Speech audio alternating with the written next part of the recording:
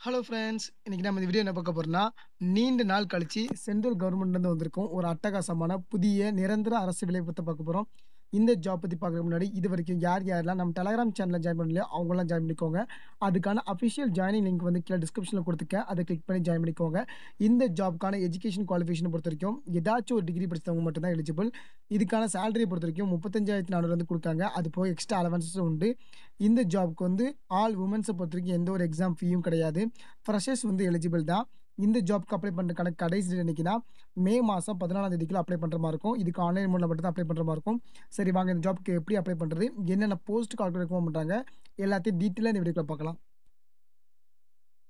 இப்ப நம்ம பார்த்துட்டு இருக்கிறது அந்த ஜாப்க்கான அஃபிஷியல் நோட்டிஃபிகேஷன் ஃபார்ம். இந்த நோட்டிஃபிகேஷன் ஃபார்ம் எங்கேருந்து வந்திருக்குன்னா, ராமன் ரிசர்ச் இன்ஸ்டிடியூட் அதாவது பெங்களூர்லேருந்து வந்திருக்கு. இவங்க வந்து இந்த ஜாப்க்கான ரெக்ரூட்மெண்ட்ட பொறுத்தவரைக்கும், இவங்க வந்து இதுக்கு எப்படி அப்ளை பண்ணலான்னா, ஆன்லைன்ல மட்டும் தான் அப்ளை பண்ற மாரி இருக்கும். இது வந்து ஒரு டைரக்ட் ரெக்ரூட்மெண்ட் தான். அதாவது பெர்மனன்ட் கவர்ன்மென்ட் ஜாப் தான். இவங்க வந்து என்னென்ன போஸ்ட்க்கு ஆட்கள் வந்து ரெக்கமெண்ட் பண்றாங்கன்னா, இன்ஜினியரிங் ஏ எலக்ட்ரானிக்ஸ்ல வந்து இருக்காங்க.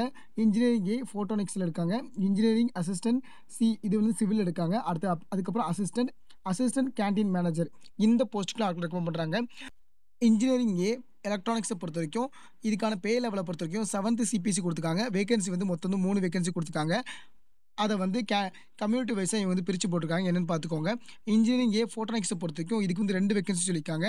அதுவே இன்ஜினியரிங் அசிஸ்டன்ட் சி சிவில பொறுத்தவரைக்கும் ஒரே ஒரு வேக்கன்சி சொல்லியிருக்காங்க. அதுக்கப்புறம் அசிஸ்டன்ட் பொறுத்தவரைக்கும் மொத்தம் 4 வேக்கன்சி சொல்லியிருக்காங்க. அசிஸ்டன்ட் கேன்டீன் மேனேஜர பொறுத்தவரைக்கும் ஒரே ஒரு வேக்கன்சி வந்து சொல்லியிருக்காங்க. இதுக்கான எஜுகேஷன் குவாலிஃபிகேஷன பொறுத்தவரைக்கும், இன்ஜினியரிங் ஏ எலக்ட்ரானிக்ஸ பொறுத்தவரைக்கும், இதுல வந்து எசென்ஷியலா வந்து நீங்க வந்து இன்ஜினியரிங் டிகிரி முடிச்சுக்கணும். ஃபர்ஸ்ட் கிளாஸ் இன் எலக்ட்ரானிக்ஸ் முடிச்சுக்கணும். அப்படி இல்லன்னா எம்எஸ்சில வந்து ஃபர்ஸ்ட் கிளாஸ் இன் எலக்ட்ரானிக்ஸ் முடிச்சு வச்சிருக்காங்க. இதுக்கான ஏஜ் லிமிட்ட பொறுத்தவரைக்கும் 35 வயசு வரைக்கும் இருக்கவங்க அப்ளை பண்ணிக்கலாம். இன்ஜினியரிங் ஏ ஃபோட்டோனிக்ஸ பொறுத்தவரைக்கும், பேச்சுலர்ஸ் இன்ஜினியரிங் டிகிரில வந்து ஃபர்ஸ்ட் கிளாஸ் இன் ஃபோட்டோனிக்ஸ் முடிச்சுக்கணும். அப்படி இல்லன்னா எம்எஸ்சில வந்து ஃபர்ஸ்ட் கிளாஸ் இன் ஃபோட்டோனிக்ஸ் வந்து முடிச்சுக்கணும். இதுக்கான மேக்ஸிமம் ஏஜ் லிமிட் வந்து 35 வயசு வரைக்கும் எலிஜிபிள் தான். அதுக்கப்புறம் வந்து இன்ஜினியரிங் அசிஸ்டன்ட் சிஏ பொறுத்தவரைக்கும், டிப்ளமோ இன் சிவில் இன்ஜினியரிங் படிச்சாலே இதுக்கு எலிஜிபிள் தான். இதுக்கான ஏஜ் லிமிட்ட பொறுத்தவரைக்கும் மேக்ஸிமம் 28 வயசு இருக்கவங்க எலிஜிபிள் சொல்லியிருக்காங்க.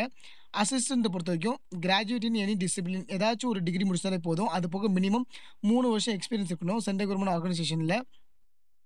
இதுக்கான ஏஜ் லிமிட்ட பொறுத்தவரைக்கும் 28 வயசு வரைக்கும் எலிஜிபிள். அசிஸ்டன்ட் கேன்டீன் மேனேஜர பொறுத்தவரைக்கும், டிகிரி இன் ஹோட்டல் மேனேஜ்மென்ட் முடிச்சுக்கணும். அப்படி இல்லன்னா, ஏதாச்சும் ஒரு இன்ஸ்டிடியூட்ல படிச்சிருக்கணும். அது போக 5 வருஷத்துக்கான ஹோட்டல் மேனேஜ்மென்ட்க்கான எக்ஸ்பீரியன்ஸ் இருக்குன்னு சொல்லியிருக்காங்க. இதுக்கான ஏஜ் லிமிட்ட பொறுத்தவரைக்கும் 30 வயசு வரைக்கும் எலிஜிபிள் தான். இந்த ஜாப்க்கு அப்ளை பண்றதுக்கான கடைசி டேட் என்னைக்குன்னா, மே மாசம் 14ஆம் தேதிக்குள்ள அப்ளை பண்ற மாரி இருக்கும். இதுக்கான செலக்ஷன் ப்ராசஸ பொறுத்தவரைக்கும், அப்ஜெக்டிவ் டெஸ்ட், சப்ஜெக்டிவ் டெஸ்ட் அதுக்கப்புறம் இன்டர்வியூ இருக்கும்.